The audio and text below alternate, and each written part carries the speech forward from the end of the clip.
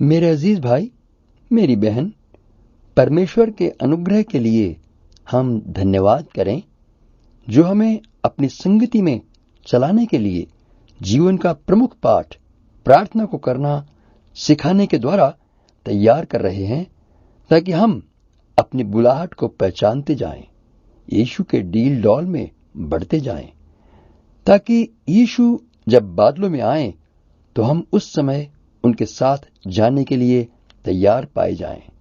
फिर परमेश्वर के साथ जाकर रहना है, इसलिए आज से ही उनके साथ बातचीत करने का स्वभाव बना लें, हर पल प्रार्थना में चलने का स्वभाव, ताकि हम त्रिएक परमेश्वर की संगति का अनुभव पालें।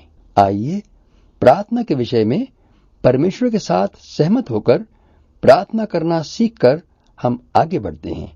इसलिए सुनिए मत्ती सुसमाचार उसका 22वां अध्याय का 20वां वचन।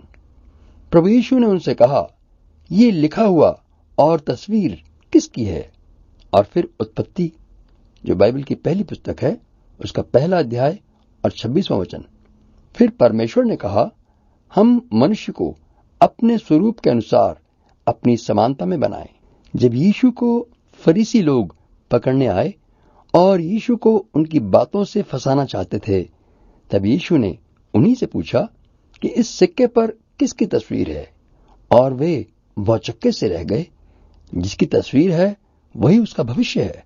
इसी तरह मनुष्य जो परमेश्वर के स्वरूप अनुसार बनाया गया, तो वही उसका भविष्य है, वह परमेश्वर का है, और उससे प्रार्थना करना, बातचीत करना उसका पहला परम धर्म है। मानव का दिव्य गुण है प्रार्थना करना। परमेश्वर की त्रिएकता का पृथ्वी पर प्रेम की संगति का भेद है मानव जीवन की प्रार्थना। जितना अधिक प्रार्थना के भेद को गहराई से मनन करके समझेंगे कि ये परमेश्वर की दी हुई अद्भुत सामर्थ है, कैसा दान है जो मानव जैसे साधारण प्राणी को दे दिया है। दुख की बात है कि सांसारिक, मनोवैज्ञानिक और दार्शनिक लोग मनुष्य को सामाजिक प्राणी मात्र कहते हैं, man as a social animal. वे नहीं जानते कि वास्तव में जो मनुष्य परमेश्वर को नहीं पहचानता, परमेश्वर के साथ जिसका व्यक्तिगत संबंध नहीं है, वह वास्तव में पशु समान है, क्योंकि उसकी आत्मा मरी दशा में है और पशु में आत्मा होती नहीं है। खैर, हम अपने विषय में देखें कि मानव के पृथ्वी पर आने का मकसद क्या है। पृथ्वी पर मानव क्यों बनाया गया? परमेश्वर ने 3 आज्ञाओं में उसके जीवन का उद्देश्य उसे समझाया था। पहला, फलो फूलो, और फिर दूसरा, फिर से भर दो, और तीसरा, इसे अपने वश में कर लो। यानी सब कुछ को उसके अधिकार में दे दिया और परमेश्वर का सहायक होकर परमेश्वर की इच्छा को पृथ्वी पर चलाना था। इसलिए ये आरंभ से ही परमेश्वर की योजना थी कि पृथ्वी का संचालन मानव द्वारा हो। इस तरह पृथ्वी का, संसार का सारा इतिहास परमेश्वर की योजना अनुसार मानव द्वारा ही रचा जाना था। इसी तरह आज भी जब एक देश की सरकार अपना राजदूत दूसरे देश में भेजती है, तो उसका काम है वहां का सारा हालचाल आदि अपनी सरकार को बताना है।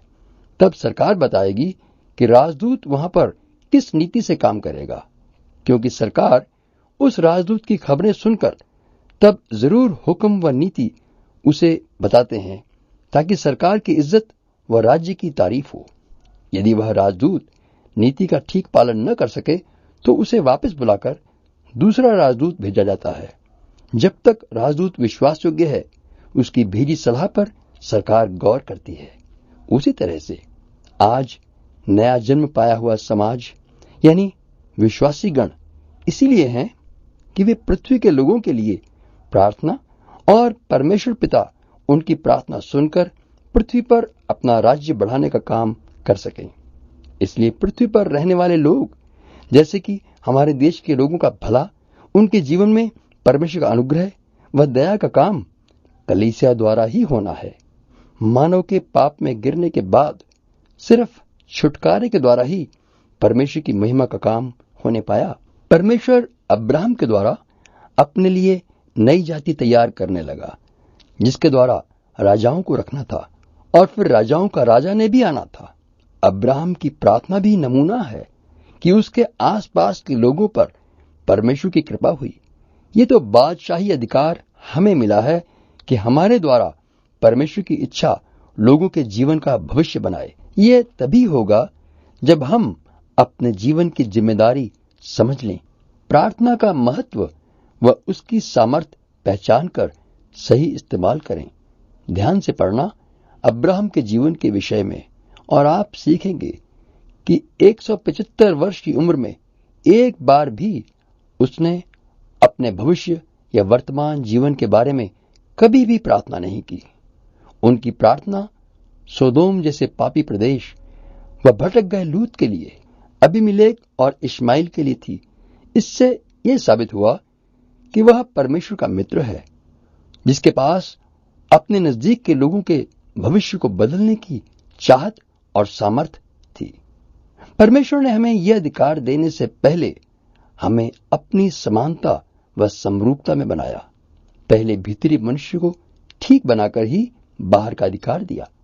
आज भी नया जन्म देकर तथा पवित्र आत्मा की भरपूरी देकर ही बाहर का अधिकार दिया जाता है। इसलिए हमारी जिम्मेदारी भविष्यवक्ता, याजक और राजा की है कि परमेश्वर की इच्छा को समझकर परमेश्वर के राज्य का काम पृथ्वी पर पूरा करें। इसलिए परमेश्वर हमें वो आशीषें देना चाहते हैं जिससे संसार की असल जरूरत पूरी हो सके। बेशक पाप ने कुछ समय के लिए परमेश्वर की योजना में खलल डाला था, परंतु फिर भी प्रार्थना का तो अधिकार मिला ही हुआ है, जो मानव के गिरने से पहले भी उसके पास था, कि पिता के साथ रोज मिलाप रखे। उस सर्वशक्तिमान का हाथ अपने हाथ में लेकर चलता है मानव, जिससे सारी दुनिया का संचालन होता है। प्रार्थना मात्र दया के लिए पुकार करना नहीं, बल्कि परमेश्वर की महान योजना को पृथ्वी पर लागू करने का हथियार है। इसलिए इस सदा सफल हथियार का प्रयोग करना सीखें। आइए प्रार्थना करें। दयालु पिता परमेश्वर, धन्यवाद है कि मैं आपका सहकर्मी होकर इस पृथ्वी पर आपकी इच्छा को पूरा करने के लिए हूँ। अपने आप को आपके हाथों में समर्पण करता हूँ। आपकी इच्छा प्रबल हो, यीशु के पवित्र नाम में, आमीन।